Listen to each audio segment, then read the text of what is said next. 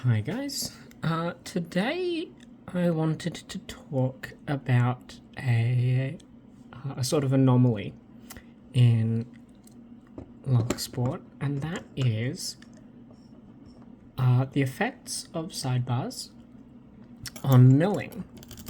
So this is an ASSA 600. It has gins inside. We'll see it later on after I guard. But I wanted to show you guys about the effect of what a sidebar can do and how it can trivialize picking a bit. So I'll use a deforest diamond in 20,000s, 1.2mm tensioner, and as soon as I hit pin 2, I get into a deep false set. This is the false set where all the gins are engaged.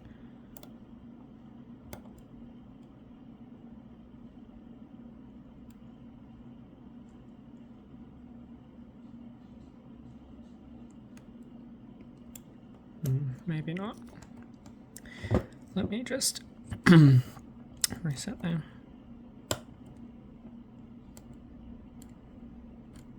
And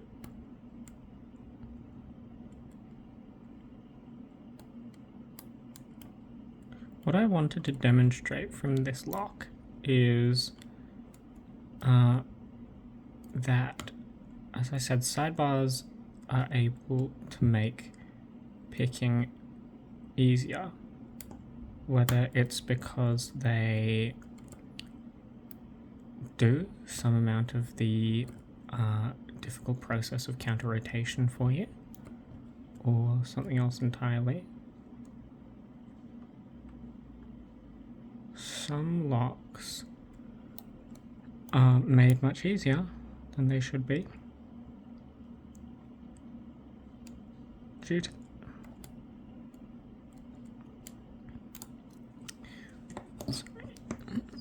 let me try and get this correct. Maybe I'll use a different hook. Something with a little more meat.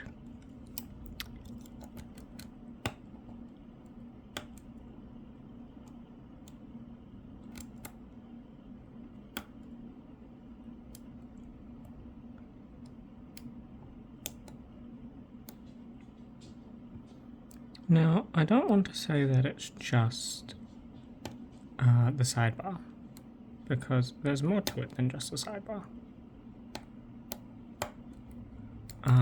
But obviously, when you take something difficult that requires floating or mounting, manual counter rotation like gins, and they are made significantly easier one way or another, that is obviously a cause for contention, you know? Gins normally require extremely fine motor control and all sorts of picking expertise to manipulate.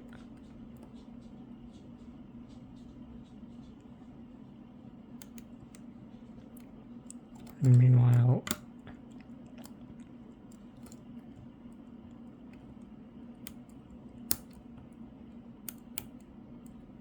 look like this, which does not have nearly as much difficulty involved.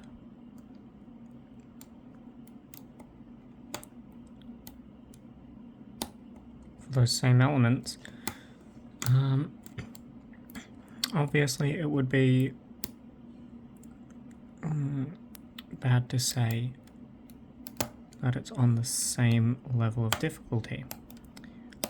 Now, what I'm not saying is that this is an easy lock. This is not an easy lock, but it is a lock trivialized by its design, where said design makes it much easier than normal.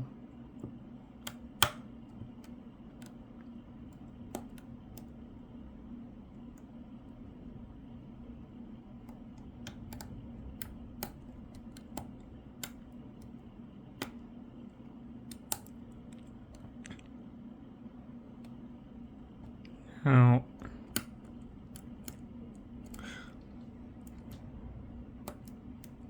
if you look at the video that I've done on the 600, I have two. If you look at either of them, you'll see the 600 is no joke and requires some serious legwork to get open.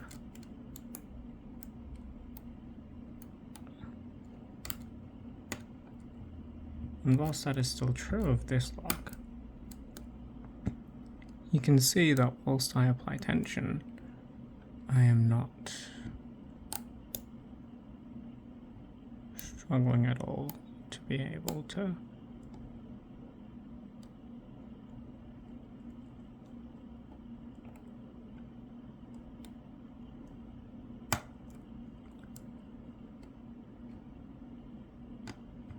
get that picked. 6 minutes. 6 minutes with a lot of fumbling. I have not actually picked this before. I've picked its brother, which was much more trivial than that. But we'll get it gutted, and we'll see what it's like inside. I know for a fact that there is mastering, and we've got a key, so here's the key. It does work very nicely, and like with all sidebar locks, you can feel the sidebar engaging. So we'll move this out of the way, and we'll get this gutted. 2 Phillips head screws on the back.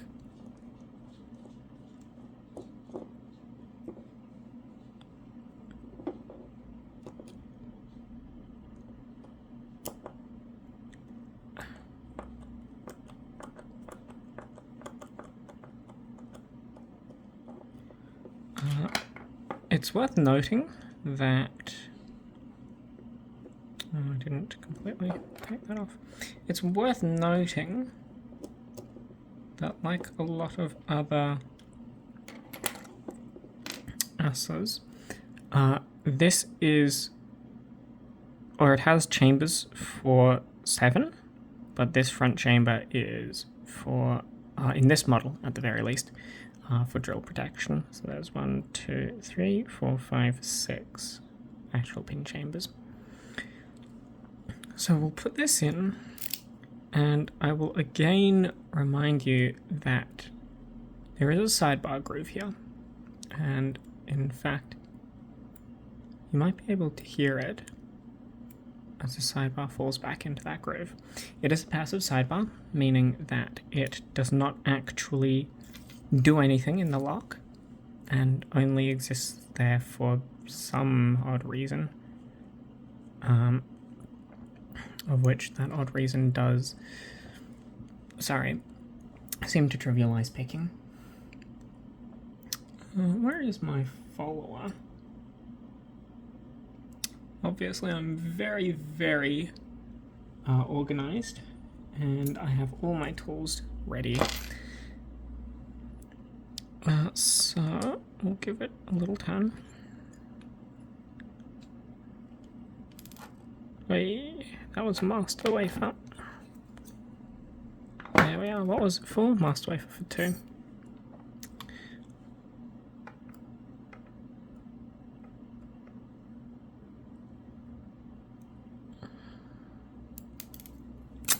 Use our fingers. So here we can see 6 pins and the sidebar. I will show you this sidebar as it falls out. I'll put this up here on the pinning tray. It comes with 2 springs.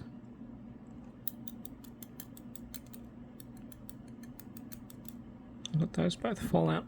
They're very strong springs, which is important to note. I've got a ton of shit just on this pinning tray. We'll keep this body in frame. So again, pin 1 Pin 1 has this super long master wafer, which is likely, and a second one. I think there's actually 3 master wafers on this, and the second one has fallen as well. Is that a third? No, sorry. No, it's the key pin finally. I'm going to pick this again after removing all of the master wafers, because I want to see if that does or does not make picking easier or more difficult. So we'll get rid of 6. 6 is a super long pin. 1, 2, 3, 4, 5, 6. Move this over. 5 is another very long pin. 4 has a master wafer. 3 has a master wafer.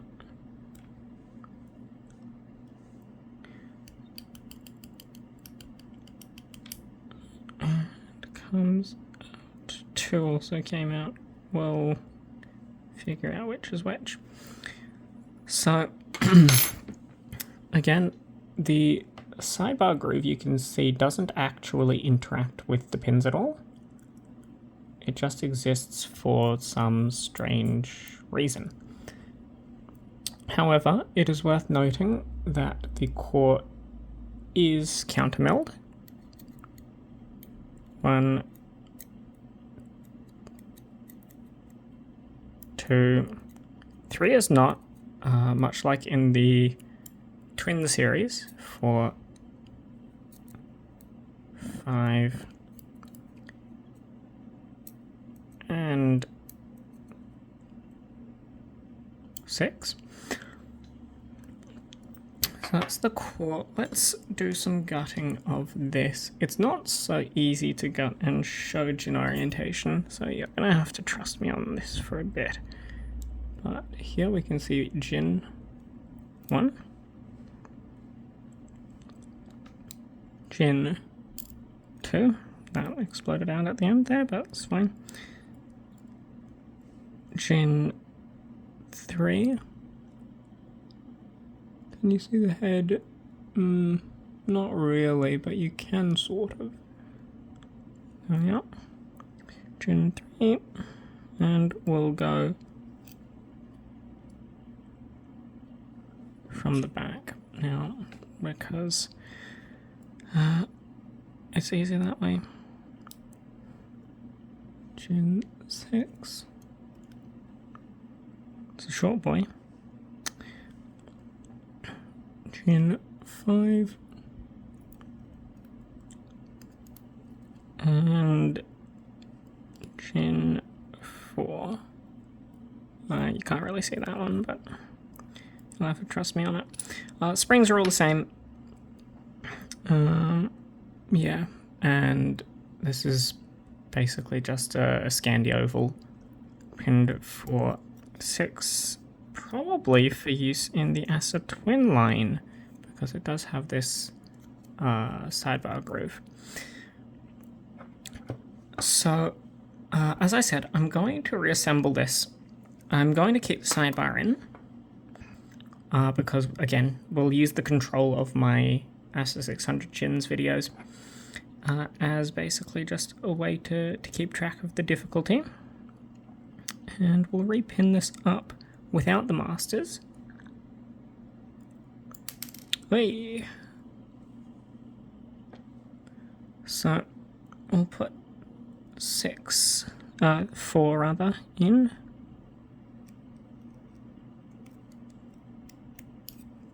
And put 5 in.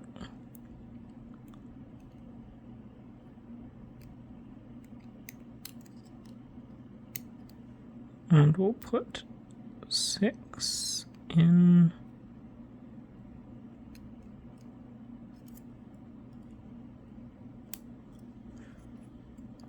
And we'll go to the front now for the first 3. 3, 2,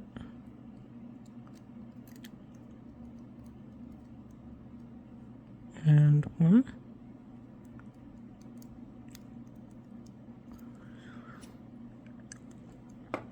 And we'll put only the key pins in with no master wafers.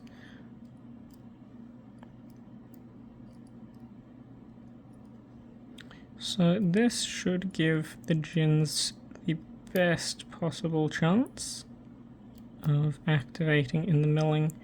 I do believe that it will not activate in the back ones, simply because of how long the key pins are, but that's okay, I guess. Put the sidebar springs in. Oopsie. What was that? Pin 1.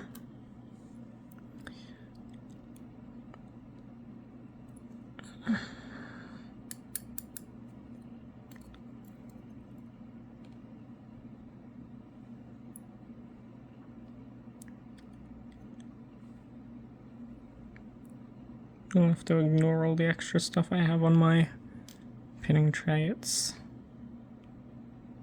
not exactly the neatest place in the world.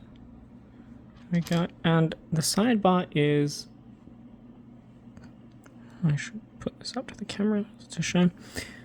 The sidebar is perfectly rounded. It's a bit strange. You can see here it's round, which is not common, to say the least, in ASSA models. Normally, obviously, they need the grooves to interact with side pins, but, well, you know. Strange lock. And we'll lock that up. We'll put this back on. Grab the screws.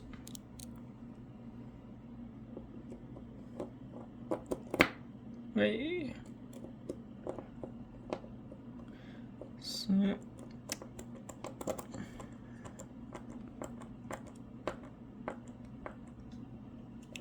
there's this one, and there's this one.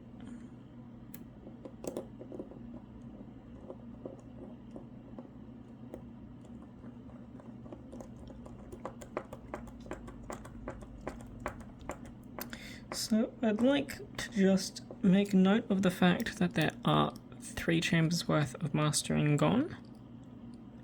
If this was used for LPU, it would still fulfill the mastering requirements because there is only 5 master wafers in a 6-pin lock. But, I mean, it's... yeah, we'll see if it's any easier to pick with or without the masters. I think I went out of shot, doesn't really matter. This is just for demonstration purpose. So we'll once again add tension, and it's worth noting there is, much like in all sidebar locks, there's an amount of spring pressure because of the sidebar before the core actually turns. 1, 2,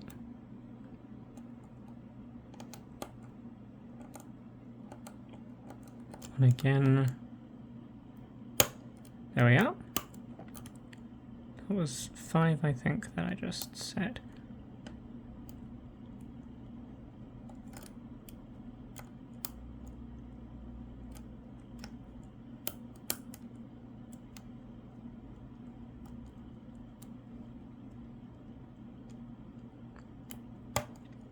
Some bouncing and the milling. 1. Obviously have to have dropped something. It's 5 maybe. 6, 5, 4, 3, 2, 1. Let's grab the deeper hook again.